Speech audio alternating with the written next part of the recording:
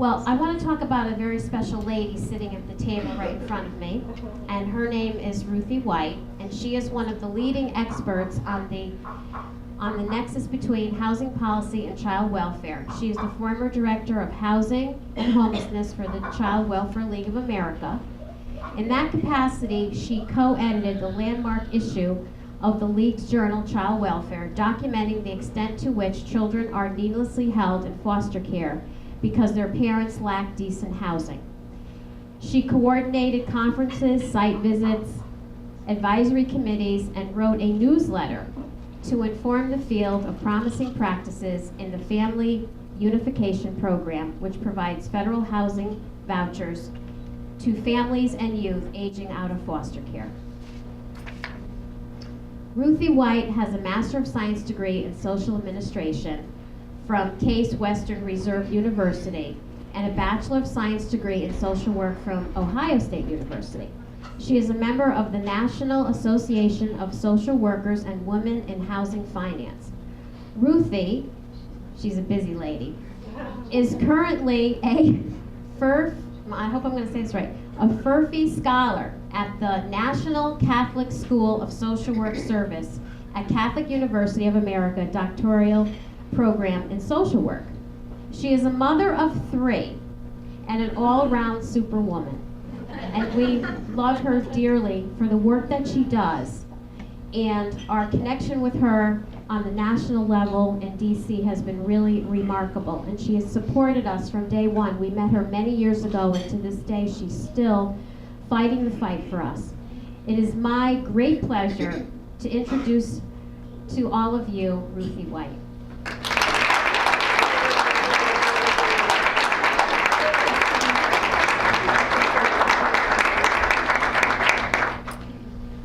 Thank you, Lisa. Is this on at all?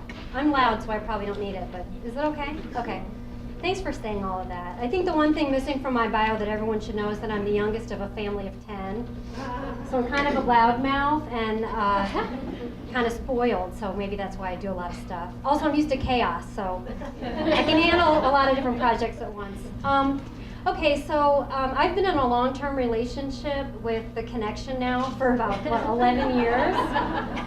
A long-distance, long-term relationship, and you guys met me pre-kids. That's right. Yeah. That's so, right.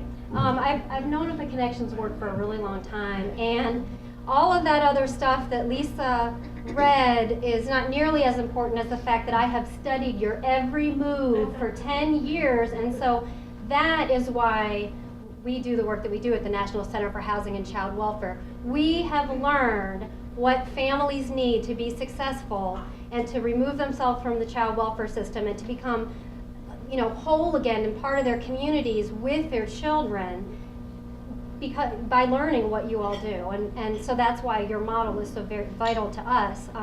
But what we founded the National Center for Housing and Child Welfare 2 years ago.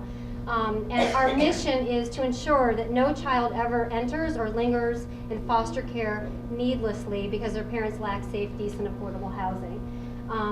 Our mission, of course, is twofold because we all are aware of the young people that are aging out of foster care who don't have they're not connected to permanent families, so they age out alone, and oftentimes they encounter very difficult housing circumstances and sometimes homelessness. And so the other part of our mission is to ensure that every young person that ages out of foster care without a connection to a permanent family has access to safe, decent, affordable housing. Not a plan for safe, decent, affordable housing, but access to housing. So that's really where we come from. But at the crux of everything we do are the people that are benefiting from the program and that are a part of the program. So we feel like if you have a parent that wants to parent their child, there's absolutely nothing more powerful than that in the world. So building support around those parents that want to be parents to their children is everything that we need to do. That is everything that we're about. And so the stories that are made possible by our work are only made possible because of the parents, right, that we all get to work with as case managers. So for us, that's a privilege. The same can be said of the young people that age out of foster care. Some of the most amazing stories are about these young people, and honestly, the Fostering Connections to Success Act that passed last October, which has a much longer name than that, but I refuse to say it all. That bill passed in October. That passed because young people who aged out of foster care testified in front of the House Ways and Means Committee, and Jim McDermott listened. And so Congressman McDermott took their words and put that into legislation. That's why we have that bill. It was the stories from the people, not from anything that a legislative person like I might say, actually. So, I actually wanted to say a little bit about why housing, because when we founded our organization, I had a very high-level person in the federal government, I'm not even going to say which department, said, the National Center for Housing and Child Welfare. I don't get it. I don't get it. What does that mean? Why would you do that? And this is a person who's researched child welfare for many, many years. And they just did not get the name of our organization. So I had to explain to them why we take on housing. And what's sad about that is that we've had information about the intersection of housing and child welfare for years. I think the first journal article that ever came out was actually a chapter in a book in 1975. So we've known for a really long time. And actually, in 1901, when we had the first White House conference on children in this country, they made a statement they would not remove children from families because of poverty. 1909, actually, is when that was. So we've known for a long time that we shouldn't be taking kids because of poverty. But housing is what we chose to take on in our organization, and it's because the research actually shows that it's not, okay, so income is the leading indicator of whether or not a family is going to lose their kids to foster care nationwide, income. But when you really look down into the numbers, it actually becomes about housing, okay? So there's research to support that housing affects, okay, so parents with housing problems are more likely to be reported to CPS. They're more likely to be, once reported, investigated by CPS. Once investigated, more likely to be substantiated, which means CPS has sort of a finding of fact that there has been a problem of neglect. So more likely to be substantiated. Once substantiated, more likely to be removed because families who have affordable housing are more likely to have their children placed. And then once those children actually removed from their parents, the families with housing problems, their children will stay in foster care longer, okay? So it affects families throughout the decision, sort of the continuum of child welfare services. So that's why we took on housing.